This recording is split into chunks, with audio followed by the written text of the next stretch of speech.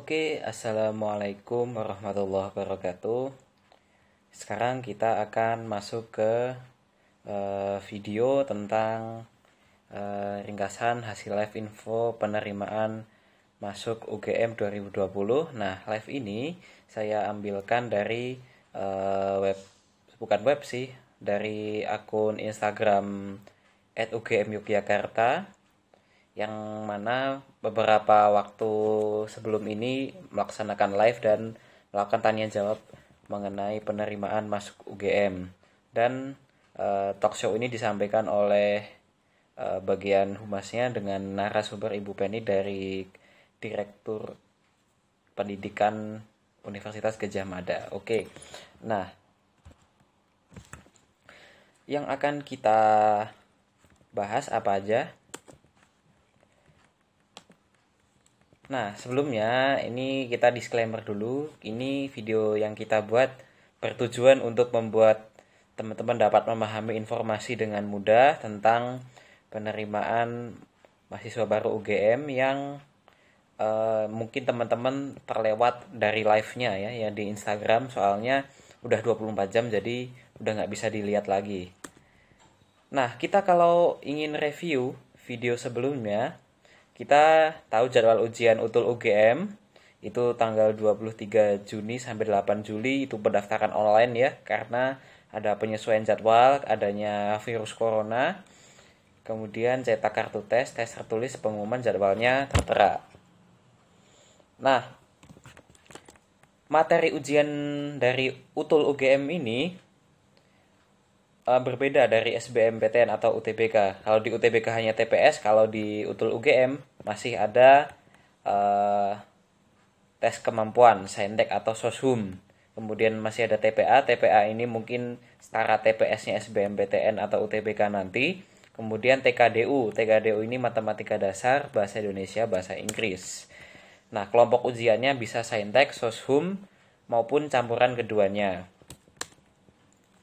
Nah, info terbaru, yang kita dapatkan ini berasal dari live-nya. Kita udah rangkumkan, kita menemukan fakta sekian. Nah, kita cek satu persatu bener apa enggak ini yang admin rangkum sendiri. Nah, yang pertama kita membahas tentang D4 atau sarjana terapan. Jadi di UGM ini membuka suatu fakultas sekolah vokasi yang mana memuat program studi D4 atau sarjana terapan. Nah, D4 atau sarjana terapan ini sebenarnya setara dengan S1, pendidikan 4 tahun, dan setelah lulus disebut sebagai sarjana terapan. Nah, bagian sarjana terapan ini sangat prospektif dinilainya oleh UGM sendiri dan sangat cocok apabila teman-teman dari SMK mengikuti seleksi untuk masuk sarjana terapan atau D4 ini. Dan masih ada sekitar 1.200 kuota yang belum terisi. Mungkin terhitung cukup banyak dan jangan disia-siakan. Nah, kalau teman-teman yang dari SMK nggak mau masuk ke sarjana terapan, maunya S1 yang reguler, bisa kok sebenarnya apply ke SBMPTN atau UTUL.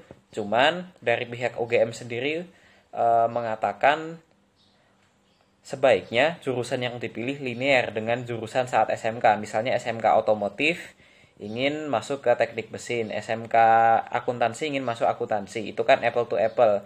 Dari UGM mengatakan masih ada kemungkinan untuk masuk. Kalau berbeda jurusan sama sekali, ya mereka mempertimbangkan tidak bisa diperjuangkan. Nah, kemudian sistem UTBK, SBMPTN, dan UTUL UGM. Yang teman-teman sudah tahu pasti ya, UTBK 2019 satu kali percobaan yang dikerjakan hanya TPS. Kemudian komponen ujian tulis UGM ini sudah dijelaskan pada slide-slide awal tadi yang ada TPA, kemudian yang lain lah. UTUL UGM ini hasilnya akan dipadukan dengan nilai UTBK. Jadi teman-teman kalau nggak ikut UTBK akan rugi sendiri karena teman-teman nggak bisa daftar UTUL UGM. Karena salah satu syarat adalah siswa harus ikut UTBK yang dibuktikan dengan adanya sertifikat UTBK. Dan yang menjadi perhatian, pembobotan itu lebih tinggi pada UTUL. Jadi kita tadi udah jelaskan ada dua komponen nilai. Yang pertama itu ujian tulis UGM itu sendiri, kemudian nilai UTBK, dan nilai yang pertama atau nilai UTUL UGM ini akan memiliki pembobotan lebih tinggi. Oke, lanjut. Mungkin ini persyaratan UTUL UGM. Oh, ini coretannya nggak bisa hilang. Oke, persyaratan UTUL UGM. Satu, warga negara Indonesia, jelas ini. Lulusan SMK, SMA, SMK, MA 2020, 2019, 2018. Gap year masih bisa, tapi Anda juga harus ikut UTBK. Jangan sampai nggak ikut UTBK.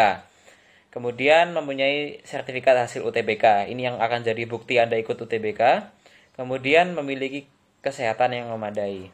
Nah, inilah dokumen yang diunggah, nanti mulai dari sertifikat UTBK, KTP atau KK, dan pernyataan. Bisa diunduh di um.ugm.ac.id. Nah, kuota UGM pun masih banyak sebenarnya. SNMPTN kemarin hanya menerima 25% saja dari seluruh kuota. Masih ada 35% dari SBMPTN dan 40% dari UTUL UGM. Sangat fantastis, memang masih banyak kesempatan. Makanya dengan adanya ujian UTBK yang diundur dan UTUL UGM juga masih ya relatif 3 bulan lah, teman-teman persiapkan dengan baik. Kemudian yang ketiga, pemilihan jurusan dan pilihan pertama, pilihan kedua. Nah, kita bahas dulu. Lintas jurusan sebenarnya dibolehkan di UTBK dan UTUL, kecuali beberapa klaster seperti kedokteran atau farmasi. Nanti teman-teman boleh coba. Karena UTBK itu adalah basisnya adalah TPS. Jadi masih bisa lintas jurusan apabila teman-teman niat. Kemudian UGM masih memungkinkan pendaftar yang, jadi kalau teman-teman misalnya ingin linjur, tapi teman-teman tetap perhatikan apakah itu sesuai dengan passion atau ability teman-teman ketika udah masuk kuliah. Kemudian ini nih yang sering jadi pertanyaan. Kira-kira kalau kamu memasukkan UGM di pilihan kedua, apakah ada kemungkinan UGM menerima? Jawabannya masih mungkin. Tapi ya dari sana mengatakan bahwa memang mayoritas pilihan satu itu jelas, tapi pilihan kedua tidak ada yang istilahnya ditolak mentah-mentah. Nggak ada, masih ada kemungkinan untuk bisa masuk. Ini tadi sudah kita jelaskan, siswa SMK dapat mendaftar asal jurusannya linier atau sama. Kemudian total jurusan yang bisa dipilih sebanyak 3 jurusan. Kalau SBMPTN kan 2 ya, kalau di UTUL UGM 3. Lanjut. Lokasi UTUL UGM dan biaya ujian. Lokasi ada 5 yang mungkin fix. Jakarta, Pekanbaru, Medan, Surabaya, Yogyakarta. Kemudian direncanakan akan tambah lokasi di Bandung, tapi sedang dalam tahap kajian dan menunggu COVID ini selesai ya. Untuk biaya jelas di Jogja murah, hanya 325 dan 350. Kalau di luar Jogja 550 dan 575. Dan yang perlu teman-teman perhatikan, teman-teman mungkin sering mengira kalau UTULnya di Jogja kemungkinan lolosnya lebih tinggi. Nah, ini sebenarnya salah kaprah. Kenapa bisa begitu? Karena kalau teman-teman ujian di Jogja, teman-teman akan mengerjakan UTUL bersama 30.000 orang lain. Sedangkan kalau di tempat selain Jogja, itu ya di Jakarta misalnya 5.000, di Medan 1.500, kan lebih dikit ya. Itulah kenapa kalau ujian di Jogja kelihatannya lebih banyak yang lolos gitu. Tapi tidak perlu didesas-desuskan kalau yang ujian di Jogja lebih banyak yang diterima. Dan yang jelas nggak ada perbedaan perlakuan kalau kamu ujian di Jogja ataupun ujian tidak di Jogja. Pokoknya pertimbangkan mana yang efektif dari segi biaya transport kamu maupun persiapan akomodasi kamu. Oke, sampai sini nggak ada masalah ya. Oke, yang berikutnya, bisakah mendaftar UTUL apabila sudah keterima SBMPTN? Jawabannya bisa. Tapi tolong teman-teman perhatikan, masih banyak teman atau saudara atau kenalan dari teman-teman yang pengen banget kuliah cuman nggak kesampaian, tolong itu diperhatikan, jangan istilahnya membuat orang lain kecewa gitu atas keputusan kita untuk keluar dari suatu PTN padahal kita udah keterima gitu. UKT dan uang pangkal kalau lewat utul gimana sih? Nah, bisa dipastikan sampai konten ini dibuat, registrasi jelas tidak pakai uang pangkal. Nah, inilah kenapa utul UGM ini selalu ramai, karena tidak pakai uang pangkal, uang gedung di awal sebagai syarat pendaftaran. UKT-nya pun masih mengacu pada SK kampus sebelumnya, termasuknya normal dan tidak dengan ada embel-embel tertentu. Nanti boleh dicek di um.ugm.ac.id. Kemudian teknik pemilihan prodi. Jadi ketika live kemarin dari Direktur Pendidikan memberi suatu ibaratkan mengukur baju suatu prodi, misalnya mungkin bisa jadi pas bagi orang lain tapi bagi kita nggak pas. Nah, teman-teman bisa menggunakan prinsip ini. Yang penting ketika teman-teman mendaftar pilihan kedua dan ketiga, teman-teman jangan kebalik, nanti pilihan kedua ketiganya ternyata lebih berat. Nah, ini teman-teman haram ini seperti ini. Pokoknya kondisikan pilihan 1 menuju pilihan 2 menuju pilihan 3 semakin yang grade-nya tidak terlalu tinggi. Oke, dari kampus kemarin membocorkan jurusan paling diminati, yang paling tinggi pendaftarannya jelas kedokteran sampai dengan farmasi, untuk soshum, psikologi, manajemen, dan hukum. Yang penting persiapkan langkah teman-teman, perhatikan keketatan. Keketatan ini kayaknya bisa diakses di web SBMPTN atau web LTMPT. Harusnya bisa dicek. Misalnya tahun ini yang daftar berapa, yang keterima berapa. Kan ada beberapa persen yang keterima. Ini teman-teman harus perhatikan. Kemudian sedikit saran dari akhir live ini. Apabila teman-teman udah masuk kampus tertentu di SNMPTN atau SBMPTN, jangan ditinggalkan karena teman-teman pikirkan begitu banyaknya siswa yang ingin masuk PTN cuman gagal karena kompetensinya tidak sebaik teman-teman mungkin.